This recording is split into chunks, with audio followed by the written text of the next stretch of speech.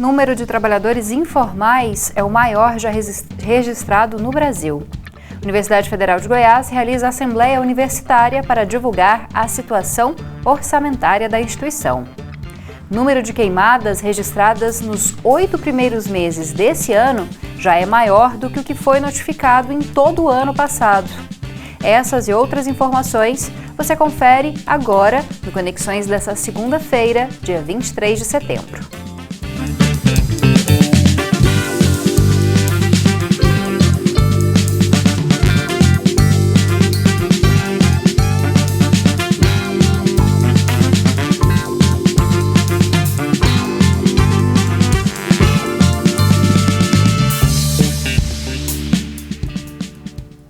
Boa noite.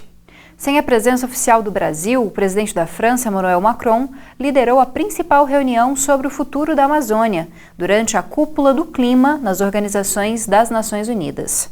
O presidente Jair Bolsonaro só chegou à cidade de Nova York, onde o evento é realizado, depois do encontro, e Macron criticou a ausência do governo federal brasileiro na conferência.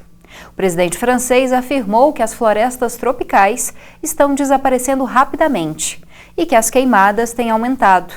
Ele complementou dizendo ter legitimidade para liderar as discussões, em função da Guiana Francesa, e também criticou a postura do Brasil em relação ao Fundo Amazônia. A chanceler da Alemanha, Angela Merkel, também discursou no evento, mencionando os investimentos na floresta.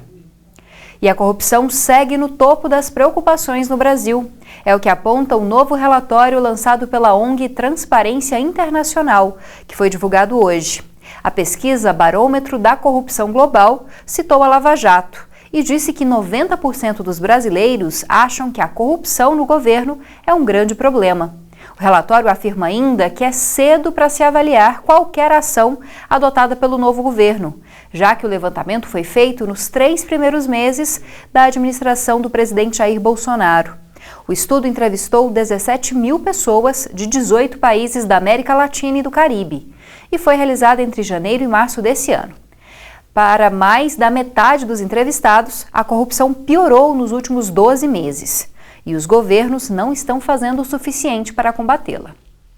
E mais de 40% da mão de obra ocupada no Brasil está na informalidade. E esse é o maior número já registrado no país. Confira mais informações no Minuto Futura.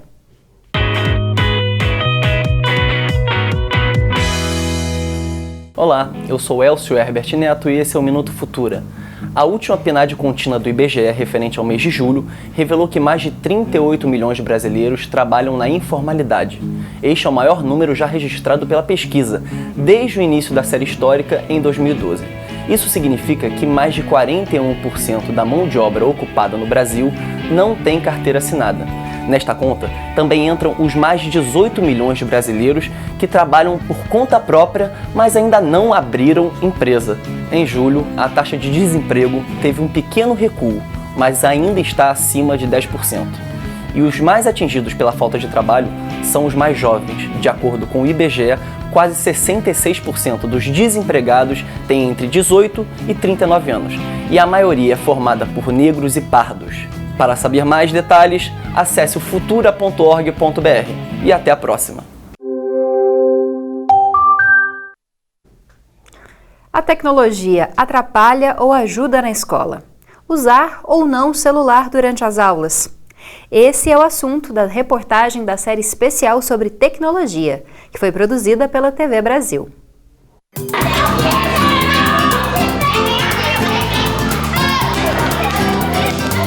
Na hora do recreio, as crianças brincam. Umas pulam corda, outras correm. Nessa escola em Botafogo, na zona sul do Rio de Janeiro, é proibido o uso de celulares e aparelhos eletrônicos pelos alunos. Elas já sabem que aqui não pode, inclusive os pais falam com muita segurança. A gente nunca houve nenhum episódio de que as crianças trazendo celular, nada disso. E a gente valoriza que as crianças elas pesquisem em enciclopédias e não usem o computador e a internet para pesquisar. A tecnologia vai entrar depois, no tempo que ela já está como uma tecnologia humana mais bem preparada, entendeu? Eu entendo como mãe que a gente precisa cuidar da infância, né? Que as crianças estão expostas a muitas informações que não são necessariamente adequadas, né, para a idade delas.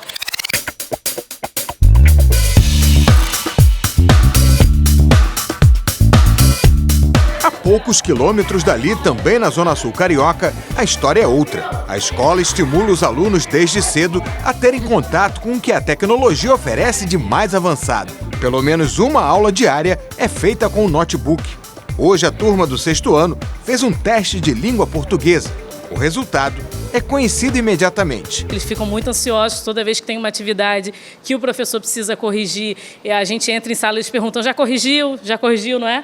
Já corrigiu a prova? E essa atividade diminui também o tempo de resposta para eles. Os tradicionais caderno e caneta também são utilizados. O colégio oferece ainda oficinas de programação e robótica. Seja numa aula de matemática, de língua portuguesa ou dentro da própria programação e robótica, a gente usa a tecnologia, a gente entende que isso aproxima o aluno, a gente aumenta o interesse do aluno em relação à aprendizagem e é uma ferramenta que eles geralmente já chegam à escola com algum domínio. Então, por que não utilizar isso a favor da aprendizagem? O uso de aparelhos eletrônicos como tablets, celulares e computadores por crianças e pré-adolescentes nas escolas tem gerado um debate entre pais, educadores e médicos, não só no Brasil, como em outros países também. Mas, afinal, há um limite para o uso dessa tecnologia? Até 3 anos, nada, zero de telas. Nada de televisão, celular, nada. A criança está na fase mais importante do seu desenvolvimento mental e emocional. Mas a Organização Mundial da Saúde é um pouco mais flexível. Diz que crianças de até 4 anos devem passar, no máximo, 1 hora na frente de TV, celular ou jogos eletrônicos para evitar o sedentarismo. E o conteúdo oferecido aos pequenos também deve ser levado em consideração. A criança precisa entender, não é só o deslizar do dedinho, né? Ela tem que entender esse conteúdo e ela tem que ter essa parte do desenvolvimento. Então, enquanto ela não tem essa compreensão, ela não tem que ser estimulada para usar. Mas o uso dos aparelhos por crianças e pré-adolescentes é uma coisa natural e não pode ser demonizado, diz esta especialista. Muito importante que tanto a escola quanto os pais acompanhem essa introdução e esse uso que as crianças fazem desses dispositivos tecnológicos, né? Explicando quais são os riscos, quais são os benefícios, porque existem benefícios, né? O mundo muda e eu acho que a gente tem que acompanhar. De alguma forma, acho que a gente não pode ficar numa posição muito saudosista, como se o passado era muito bom, como se as relações fossem muito mais verdadeiras do que hoje. Eu acho que a gente tem que aprender a usar.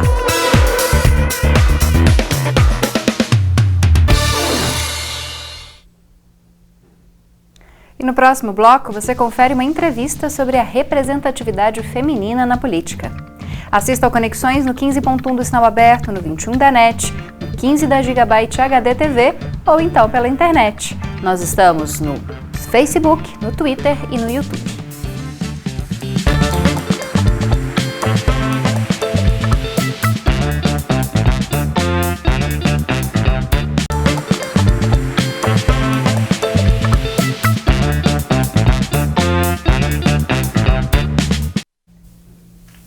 Apesar de serem a maioria da população, as mulheres ainda são minoria nos cargos políticos.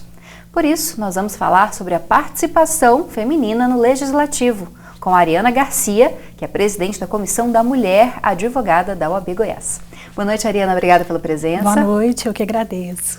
Para começar, queria que você falasse um pouquinho sobre como é a representatividade feminina ou a falta de representatividade feminina na política brasileira, goiana. Bom, então, hoje nós estamos contando com cerca de 10 a 12% das mulheres representando em todo o cenário político. Em Goiás, nós tivemos uma queda de representatividade. Existem municípios muito populosos, como Aparecida de Goiânia, que não tem sequer uma vereadora. Havia 4 deputadas nas gestões anteriores, né? E agora temos só 2. Contamos com 5 vereadoras e muito combativas, tanto as deputadas como as vereadoras também, no município de Goiânia. Mas o fato é que nós não estamos vendo esse crescimento, né? Apesar de alguns fomentos legislativos, algumas leis, a gente não vê o crescimento dessa mulher efetivamente na política. E quais são as consequências disso, da falta da mulher em cargos de poder? Bom, eu pressuponho que sejam muitos, né? Porque a mulher, ela tem o seu lugar de fala, ela representa uma grande parcela do pensamento diverso da sociedade e, de certa forma, quando ela não tem voz, quando ela não está presente, temas não só femininos, porque a mulher não representa só a mulher, né? Ela representa também, eu digo que com mais adequação em relação a alguns assuntos, mas a ausência dela faz com que esse pensamento diverso não se propague, a representatividade em relação a temas femininos fique menor ou deficitária ou incompleta, além do que contribui menos, obviamente, com aspectos econômicos, com aspectos macro da sociedade. Para tentar regular um pouco essa situação, existe uma legislação específica, né, que determina a cota de 30% dos cargos, né, 30% na verdade dos candidatos na legislatura, na legenda dos partidos, sejam mulheres. Você podia explicar um pouquinho mais para a gente como é que essa lei funciona e por que ela tem se mostrado insuficiente para aumentar o número de mulheres que realmente participam da política? Então, é uma política de cotas, né, como você mesma disse, para que toda a candidatura que os partidos, todos os pleitos contem com 30% de mulheres candidatas. Bom, isso deveria ser suficiente, mas não é. Existe uma série de outros aspectos que compõem o sistema eleitoral que acaba não contribuindo para que esse sistema de cotas seja levado de maneira mais séria até. A questão da própria distribuição dos recursos, né? Nós vimos aí que os tribunais superiores precisaram definir eles próprios, que obviamente a distribuição dos 30% de recursos também deveria ser feita se tem 30% de mulheres, por se tratar de fomento. Vimos, infelizmente, há pouco tempo atrás, um aceite por parte do governo federal para que partidos não fossem penalizados por descumprirem essa cota. Então, é uma série de questões que, na verdade, o sistema eleitoral parece que não se integra. Temos as candidaturas fictícias, é todo um cenário, na verdade, que não é muito propício para a mulher ainda. Já que a gente falou do ainda, como é que você avalia o atual cenário? Um governo mais conservador, com políticas que parecem, ao mesmo tempo, não se importar tanto com a figura feminina, né? Temos menos mulheres nos ministérios, temos menos representatividade feminina. Como é que você analisa esse cenário e como que a gente pode alterar esse cenário para as legislaturas futuras, para o futuro do país? Então, são dois pontos que você mencionou aí. Eu não me refiro nem a um governo, né, estadual ou federal. Eu acho que se a gente olhar amplamente, a gente infelizmente vê menos mulheres em cargos representativos. A política não é só o poder legislativo, nós temos o executivo.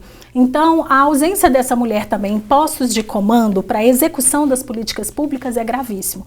E a gente vê isso há muitos anos, não é uma coisa de um governo atual ou de um governo passado, não é algo pontual, infelizmente. A ONU diz que se a gente não fizer nada a respeito dessa questão dos espaços femininos, vai levar mais que 80 anos para a gente igualar as estruturas dentro desse aspecto, né, da igualdade de gênero. Então, realmente é um cenário difícil, está sendo mudado aos poucos, é preciso engajamento, é preciso que as mulheres tomem consciência da necessidade também de se porem à disposição. É preciso que o sistema eleitoral, como eu falei há pouco, também seja um sistema contemplativo, que integre, que não sejam legislações esparsas, como se elas não se comunicassem. É preciso que a justiça eleitoral também faça o seu papel, fiscalize, e é preciso que quem esteja nos governos entendam a necessidade e o papel importantíssimo da mulher. Tá certo, Ariana, queria agradecer muito a sua presença. Obrigada por trazer esses esclarecimentos. Eu que agradeço. Boa noite. Boa noite. E parece que nessa semana o calor vai dar uma leve trégua aos goianienses.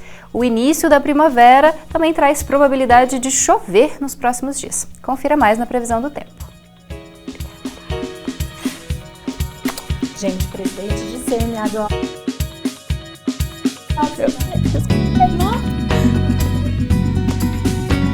Bom, em Goiânia haverá sol nessa terça, mas a partir de quarta-feira o céu deve começar a ficar fechado e pode chover quinta ou sexta.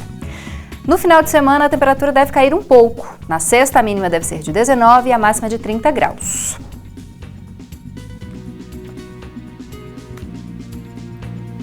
E os vilaboenses não devem ter tanta sorte assim. Na cidade de Goiás, os dias devem ser de tempo encoberto a parcialmente nublado, mas não há previsão de chuva. A temperatura continua alta, podendo chegar a 36 amanhã e na quarta-feira. Depois do intervalo, você confere uma matéria que fala sobre a situação orçamentária da Universidade Federal de Goiás e sobre uma campanha lançada pela universidade para destacar a importância do ensino público superior. Mande a sua sugestão para jornalismo@tvufg.org.br ou pelo WhatsApp no 99181 1406.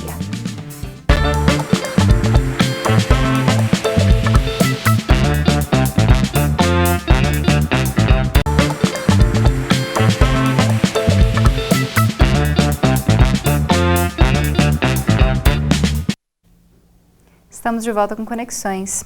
Entre janeiro e agosto desse ano, foram registrados mais de 6.000 casos de incêndios florestais no estado de Goiás. Esse número representa um aumento de mais de 500 casos em relação a todo o ano de 2018. Os números foram divulgados pelo Corpo de Bombeiros. E 2 escolas goianas, localizadas no entorno do Distrito Federal, devem fazer parte do Programa de Escolas Cívico-Militares do Governo Federal. O projeto prevê a reformulação de escolas públicas com base nos padrões de colégios militares. O comunicado foi feito pelo governo de Goiás, que recebeu um ofício do Ministério da Educação com a informação de que o estado é um dos escolhidos para a implantação do projeto. As unidades são o Colégio Estadual Céu Azul, em Valparaíso de Goiás, e o Colégio Estadual Águas Lindas, em Águas Lindas. A escolha obedeceu a critérios técnicos, que foram estipulados pelo MEC. Entre eles estão estar em uma situação de vulnerabilidade social, ter baixo desempenho no IDEB, oferecer aulas nos ensinos fundamental e médio e atender a pelo menos até, 1.000 alunos nos 2 turnos. Para o MEC, também é pré-requisito para integrar o programa de escolas cívico-militares que a comunidade escolar esteja de acordo com a implantação do modelo. Por isso, haverá uma consulta pública para medir o grau de interesse de gestores, professores, alunos e familiares. E ainda sobre educação, foi realizada na tarde de hoje uma assembleia universitária na Universidade Federal de Goiás. O evento teve o objetivo de divulgar a situação orçamentária da instituição para toda a comunidade. Antes da assembleia, foi lançada a campanha Minha Vida Sem UFG, Nem Pensar, que é composta por vídeos que retratam a qualidade do ensino, o desenvolvimento tecnológico, os atendimentos à comunidade e também a formação de professores. O material foi produzido pela TV UFG e chega ao público em um dos momentos mais críticos da universidade. A campanha traz depoimento de pessoas que tiveram e têm suas vidas transformadas pela Universidade Federal de Goiás, como alunos, professores e pessoas atendidas pelos serviços que são oferecidos. A ação tem o objetivo de destacar a importância dos recursos federais para a manutenção do trabalho da instituição e foi lançada em um momento crítico da universidade. Com o bloqueio de mais de 35 milhões, a UFG não tem mais recursos em caixa para pagar serviços básicos, como energia e segurança. Há contas em aberto desde junho desse ano e caso uma das fornecedoras paralise os serviços, a instituição terá que parar as atividades. Principalmente energia elétrica, que é a nossa fatura mais alta, que é ao redor de 1,5 milhão por mês. Também a fatura de serviços de segurança, que é mais ou menos dessa ordem, as empresas de limpeza e também empresas de manutenção. Ou seja, o que se compromete com esse bloqueio é o básico para o dia a dia das universidades. Às vezes as pessoas andam por aqui e estranham, mas está construindo ali, tem um professor conseguindo fazer isso e aquilo. São recursos captados para outros fins que não têm exatamente a ver com os recursos de custeio, que é a obrigação do governo federal. Semana passada, o governo federal anunciou a possibilidade de liberação de cerca de 1/3 dos recursos que foi bloqueado na educação, mas até o momento ainda não há previsão de qual será o valor da verba e quando será encaminhada para a UFG. Foi anunciado na quarta ou na quinta-feira um retorno, um desbloqueio para todo o governo federal de pouco mais de 8 bilhões, sendo que desses 1,9 bilhão seria para o para o MEC e estamos aguardando como que o MEC vai distribuir isso, já que os cortes no orçamento do Ministério da Educação são da ordem de 5,7 bilhões e a gente precisa ver o que vem para a educação superior, dentro da educação superior, o que vai para cada universidade, então a gente ainda não tem esse tipo de informação. Após o lançamento da campanha, o reitor da Universidade Federal de Goiás deu início a uma assembleia universitária com a participação massiva da comunidade acadêmica.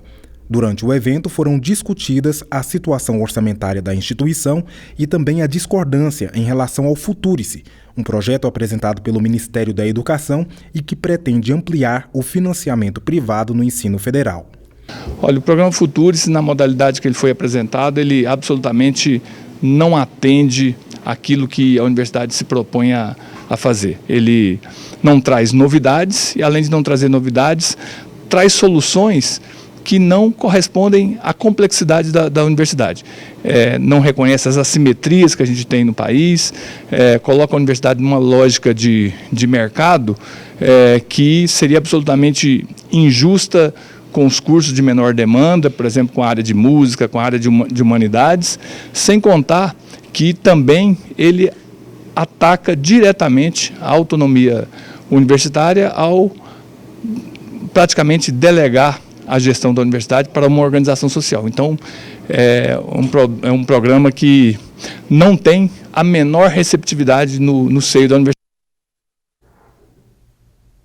Confira agora a nossa agenda cultural para essa segunda-feira.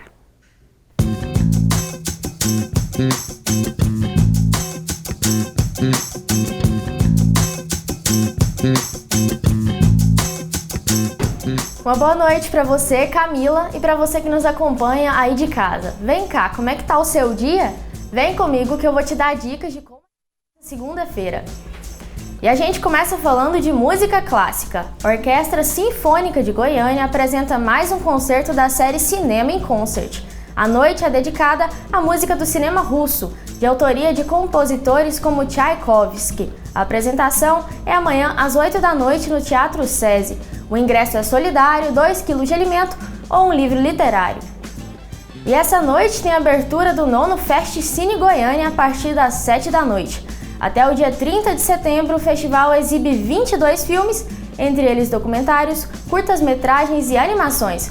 O mais legal é que a entrada é gratuita todos os dias. Não esquecem, lá no Centro Municipal de Cultura Goiânia Ouro. E amanhã no Mandala tem a melhor dupla de MPB de Goiânia. Eu sou suspeita para falar, porque o DNA brasileiro é a banda do Carlos, nosso colega aqui da UFG. Mas não é por nada não, gente, os caras são feras mesmo. A partir das 9 da noite aqui no bairro do Itatiaia.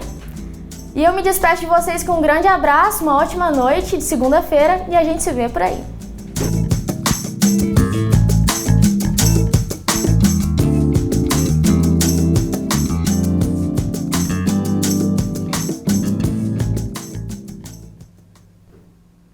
Conexões de hoje termina aqui, mas você pode continuar acompanhando a programação da TV UFG. Além disso, você também pode acessar o nosso site e as nossas redes sociais. Nós temos Twitter, Facebook, Instagram e YouTube. Uma ótima noite para você e eu te espero amanhã no mesmo horário com o nosso debate especial, que trata sobre a representatividade feminina.